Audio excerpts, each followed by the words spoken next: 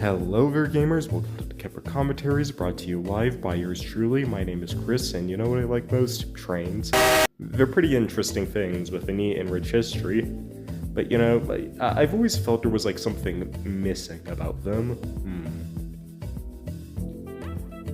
Spiders.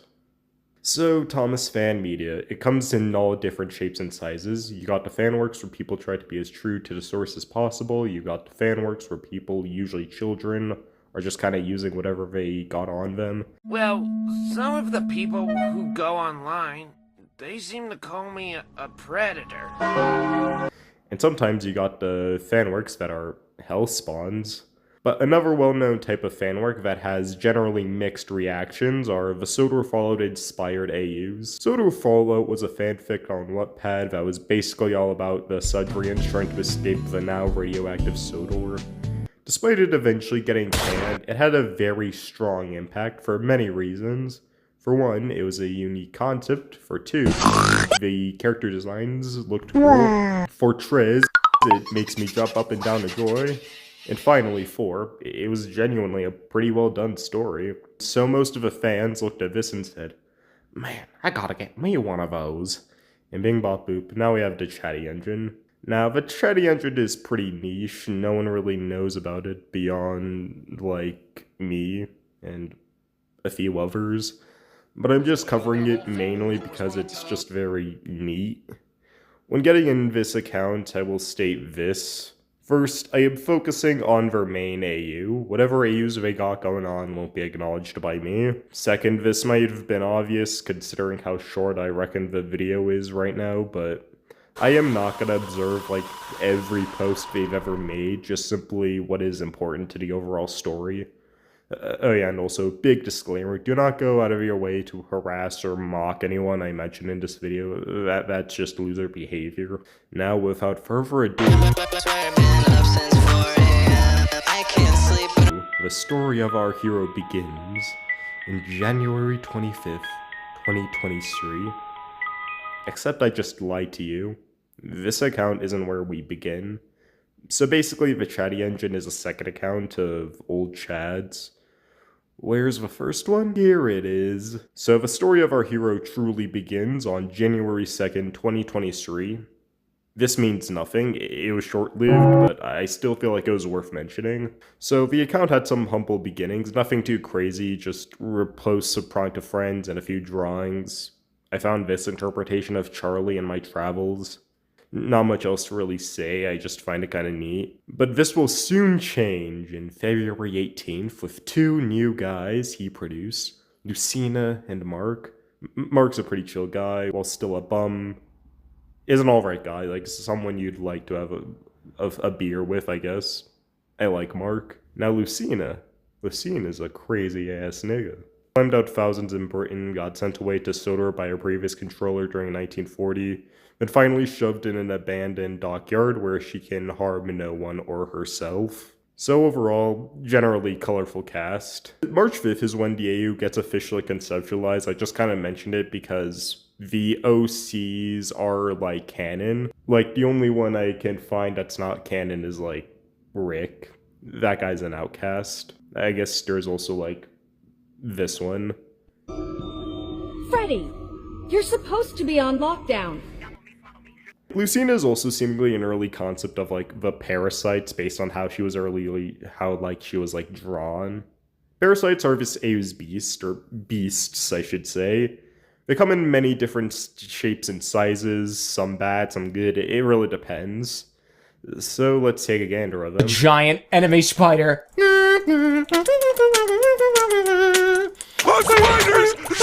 First of them is Emily. She's like a gazillion feet tall, and she's an absolute menace, killing and eating anyone in her path.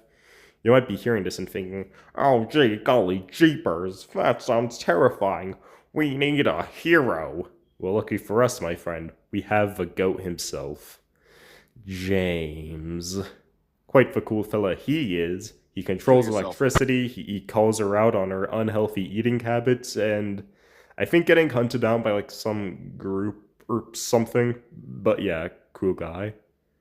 I also have the ability to stop Emily, but They weren't consulting me in that day. But enough of my egotism. Let's talk about the other ones. There's Neville and Derek. They're passive, just kind of gay for each other. There's Molly. She was the first one to get sniped by Emily. And finally, we got Mavis. I hate her. And there's also a few others, but they don't got much going on. Since we're talking about Mavis, this brings us to the ffarquhar engines, which I'll be honest are probably my favorites in this AU. I don't know why. I think it might be because since they're all in one branch line, it's a small enough cast to connect to. That's why he's the GOAT! The GOAT! Thomas and Daisy generally stay the same, albeit Thomas is a little bit more aggressive compared to Canon, but that's just common in most fan works, so, you know, still the same star billing, you know what, as we all know. And Percy, nothing else too notable apart from he and Mavis are dating. My goat deserves better. You might be thinking, surely Mavis can't be that bad. And my response? Yeah, you're probably right. I just hate her for this one reason. And to talk about it, we need to talk about the other one. Linda. She's trans, a war veteran, a bad dudette with an attitude. Here's my address so you can shoot me for saying that, but most importantly, she's Mavis's #1 op. They do not get along at all. That being said, I like her. I like her quite a lot, actually. She's my silly little guy. So what does she have to do with my disdain for Mavis? She's canonically transphobic. That's just not cool, dude. Out of pocket for that shit. Then there's Toby, where opposed to being a chill guy that kind of just lets things happen as he is in canon, he's what kids these days label a crash out. Especially when it comes to Linda and Mavis's tomfoolery. But when you're alright, he's alright. So it all balances out. And last but not least, we have my favorite of them all, Juxtapose. I love her. She's my everything, and I want to see more of her. Seriously, there's like 3 posts dedicated to her. There's 2 more engines I neglected to mention, like Stanlie and Pug, but they don't really have much going on. You could also bring up Lady and Rosie, since while not really ffarquhar engines, I don't think, they stand out with their interactions with Thomas, but I really don't want to. They both make me feel just filthy. And there's one non-vehicle character that I feel like deserves a mention. It's Jake. He's like a weird subspecies to Tails, and intellectually wise, kind of just him. You know, like being a good mechanic. There's like others like him in this universe, but I don't know all that much about them. You might say that makes me a bad reviewer. And my response is, go to Chetty's Tumblr, actually support him by, you know, checking out his AU, then come back to me with a better review, you guy. Anyway, I mentioned Jake because Mavis hates this guy, despite him being pretty chill, and the reason from what I can gather is because he was what indirectly caused her to become a parasite, and for as much as I hate her, I feel like she's actually valid in that department. But for some weird reason, it's painted as if she's being irrational about it, and like I don't get that. Like, she didn't really have much of a better life. I mean, yeah, it proved to be useful in her job, but like, is that really much of an improvement mentally? And one more thing about these guys, like, one of them is planned to die, and all I got to say to that is this: Chatty, if you're watching this and anything negative happens to Juxtapose, even if it's minor, as like she derailed a truck or something, I might do something bad. I might blow up Radiator Springs. Is that what you want, chat? One more thing about these guys, the first full-on story in this AU revolves around them, so let's check it out. So in this story, we learned that Linda is jealous of Percy, mainly due to the fact that Percy's, for as goated as he is only popular due to a children's book. Meanwhile, Linda was out here serving in the trenches and gets jacked. So she gets an idea of doing the jobs of everyone in the branch line to prove like she's worth something. Unfortunately for her, it's a ttte story. She tries to pull Annie and Clarabelle, but Blue Boy doesn't approve. She thinks of assisting Toby in his goods train.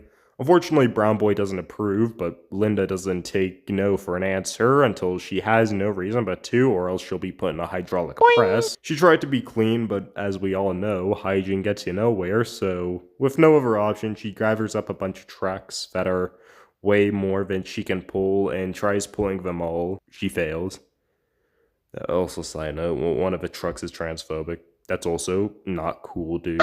But in a cruel twist of fate, it's Percy she crashes into. The notorious Topham of the Hat confronts her and is like, "You matter." With 2 engines now decommissioned, this leads up to a new conflict to set up the next upcoming story, and it's about juxtaposed. Yeah. But yeah, that's them, the big leagues in Mavis, so let's go back and see what the mainliners are doing. Neville had sex? And that's all I have to say about this AU. I do genuinely love it. The concept's created, and Caddy's a really good artist. Like, one critique I had is, like, I don't really like how over-excessive the swearing can be. It feels forced.